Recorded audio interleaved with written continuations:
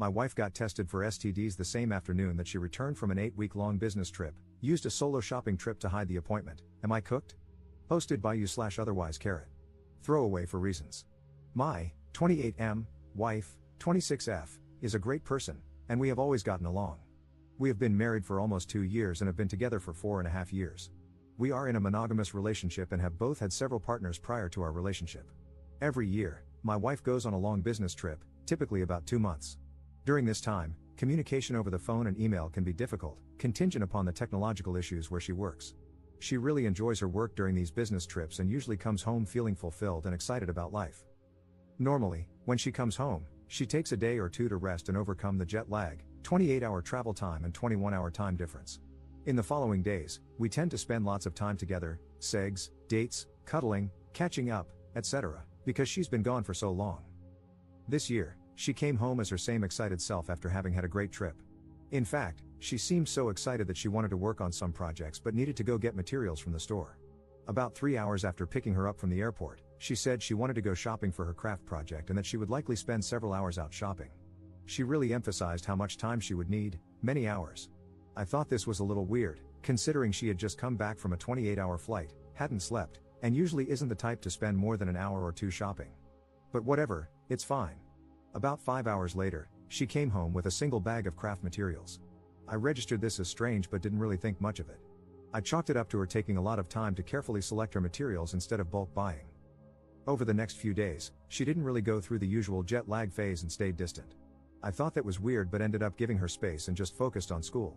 About 2 weeks post-return, we still hadn't had sex, despite my advances and lightly prodding the issue, getting it I'm just feeling off and don't feel like it. I found that strange since she is usually a 3 to 4 times a week kind of person, and we had been exploring some new kinks prior to her trip, which we had talked about rekindling once she returned. The first few times she didn't reciprocate my advances, I didn't think anything of it. We've always had a very open no policy and are attentive to each other's needs, whether it's time, tiredness, not feeling it, or needing it now. However, after 2 weeks, the combination of her distance and lack of intimacy felt really off. Over the weekend, she met up with her girlfriends for a day out. During that time, I snooped on her computer. If that bothers you, stop reading now. We have always been extremely open with our phones and social media. We both know each other's phone and computer passwords, and she knows my Facebook login, etc. While she was out with her friend, I looked on her computer. She had left her work and personal email, Reddit, and Facebook open/logged in. So I looked. Nothing out of the ordinary. I checked the recycle bin and found that she had taken some self-nudes with her phone, sent them to her email, downloaded them, and then deleted them, hence their presence in the recycle bin. I thought that was odd. Normally, we would send nudes to each other, not save them on our computers. Maybe she really liked them, she did look hot, and decided to keep them. This got my gears turning because she had been really disinterested in sex since returning but was taking nude selfies in lingerie. I checked the metadata on the pictures and confirmed they were taken recently and downloaded from Gmail. I then looked at her Gmail. Nothing terribly odd there, but anything before 3 days after her return home had been deleted from her inbox and then deleted from the trash folder, not archived. For example, if she came home on the 1st, everything before the 4th was deleted. However, in her trash bin, there was a confirmation of an appointment at a health clinic in an adjacent city. The email contained a link with the user ID to log into the patient portal if she needed to change her appointment. I logged in with the ID and her common passwords, which I already knew from us sharing. The portal was mostly empty but showed that she had scheduled and attended an appointment the same afternoon she got home from her trip. The portal allows you to request records from visits, so I did. The records were delivered to the portal about 30 minutes later. She had gone in for STD testing 5 hours after returning home from an 8-week business trip. To summarize, she got tested for STDs while saying she was going shopping the day she returned from an 8-week business trip. She concealed the fact that she was tested, didn't leave her phone number or address at the clinic, carefully deleted emails related to the clinic, and made up a cover excuse to go out. She has been super distant with me, though very engaging toward friends and coworkers, and has avoided sex. She says she's not interested in sex but has been dressing up to take nudes. On a similar business trip in the past, she did almost the exact same thing, got tested as soon as she got home, after a 7-week trip, refrained from sex for about a week, and was distant. I found out similarly, through our shared computer, seeing an email from the health clinic about results in the portal. Previously, when I asked her about it, she said she had a UTI and went in for a full STD panel. Totally plausible, I let it go. She also said that STD tests are normal for women during checkups, though most clinics say you have to request them or have reasonable suspicion. I have no real reason to suspect cheating, but goddamn, this feels weird. All the elements of possibility are there, I suppose. Possible explanations: she had another health problem that seemed to resolve itself, and maybe she wanted more follow-up but didn't want to burden me with the details, although the other health issue isn't urogenital related. She didn't receive any tests that would diagnose the concomitant issue. Health information can be sensitive, and she might have deleted the email to avoid anyone seeing it over her shoulder. However, this doesn't explain why her inbox was cleaned and the trash emptied. Maybe she feels a little detached from me after being away for so long and needs more time to warm back up? She could have had another UTI and gotten an STD panel at the practitioner's request. However, no antibiotics or treatments were administered during the visit, nor were any documented. Maybe she thought I was cheating and got tested? Although, testing 8 weeks later seems a bit outside the typical incubation period. The secrecy of the whole thing really bothers me. Any ideas on how to approach this topic with my wife or other possible explanations? Edit. She admitted to cheating on her trip, says only once, but evidence suggests at least twice. Edit 2. 3 confirmed in one trip. Digging in now. Edit 3. Typical, it was a one-time thing and it was your fault responses. Confirmed at least 3 dudes during her last trip, likely a systemic serial cheater since we've been together. She refuses to admit anything beyond this business trip, even though she exhibited the same behavior 2 years ago. She refuses to be honest and claims she wasn't going to meet anyone on her current solo camping trip. I know otherwise. I keep catching her in lies. Filing papers now. Edit 4. It's at least 4 now, 1 on her first trip 2 years ago, which is why she took the STD test then. A mutual friend knew about it and kept it secret. This happened days or a week after we got engaged. Update 1 month 3 weeks later. Hey folks, I'm at D-Day 55, and I wanted to share a little bit more of my story and just talk it out. It gets a bit lonely at night, and that's when my gears start cranking, without the noise of the day to keep up distractions, so writing it out and clearing the air is perhaps cathartic. My wife and I have been married for 1.5 years, together for 4.5. We are both graduate students. I'm working towards my MD/PhD in genetics, and she is working towards her PhD in microbiology. No kids, few assets, not much debt. Here's the backstory if you'd like more information. My partner secretly got tested for STDs the day she returned from a long business trip. I found out, confronted her, and she admitted to sleeping with 3 people on the trip and 1 person 2 years ago. Luckily, we study at different schools. I'm on the West Coast, where she was residing with me and working remotely, and she studies at my undergraduate institution in another state. When I found out and confronted her, she was on her way back to her school for lab work and committee meetings. So our communications were largely conducted via text messaging and email. She was too much of a coward to speak to me on the phone. I suppose the discovery of infidelity in a relationship is shocking and painful and begins to pave an arduous road toward either reconciliation or the parsing of community property. In my case, it's been the latter. It's not the sex that bothers me. I can understand those inclinations. I'm a biologist. Attraction, emotional investment, feeling wanted, the taboo of risk, adrenaline, those things make sense to me.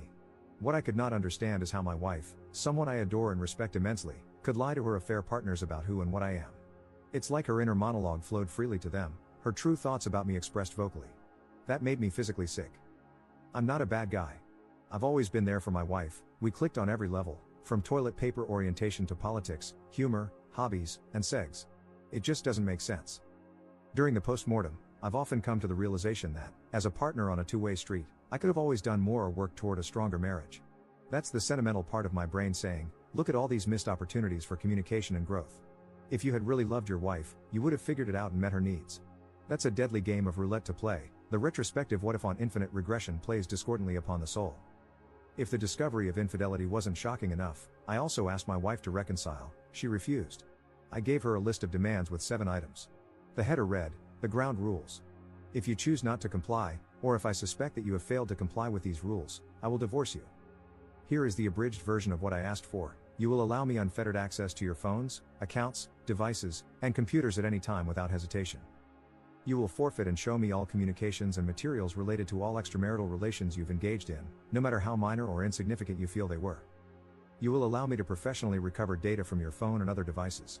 If there is something you haven't told me yet or if you haven't given me the full story, this would be a good time to do so. I extend you amnesty for other grievances, notwithstanding lying. You will contact all parties you've engaged with in any way and explain that you were in a monogamous relationship, your husband knows, and that you messed up.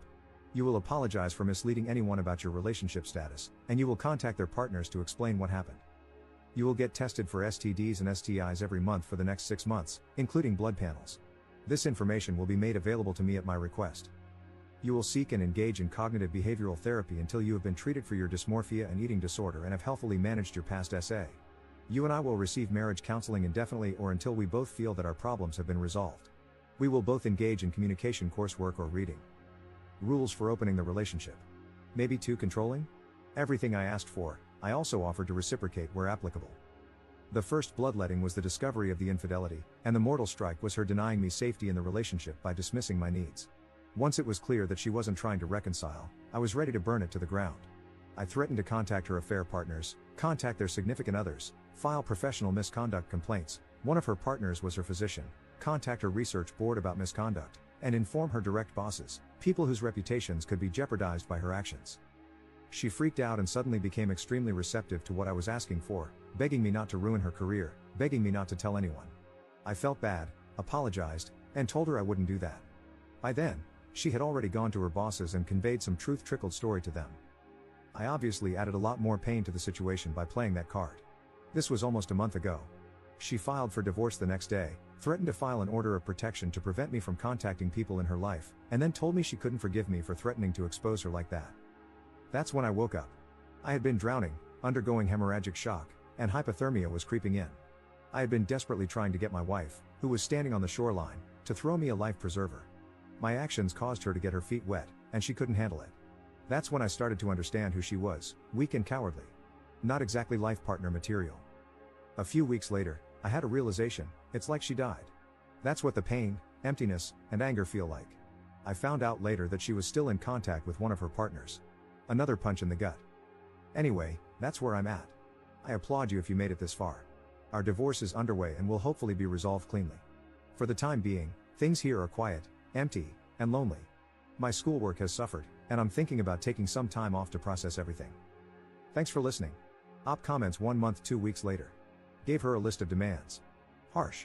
I asked for monitoring, transparency, an end to the relationships, mandatory counseling, and even offered the possibility of opening the relationship in a healthy way, something we had hinted at before. Initially, she said she would work on everything. Then she did nothing for over a month. I pressed her to be proactive, nothing again. I got fed up and threatened to expose her to her multiple affair partners. She didn't like that and filed for divorce instead. Edit. I should mention that I dropped the monitoring. No one wants to babysit their significant other and constantly parse truths. I stupidly asked to reconcile again. She needed time and wanted to date other people. Best thing that ever happened to me. Don't need that kind of crap in my life.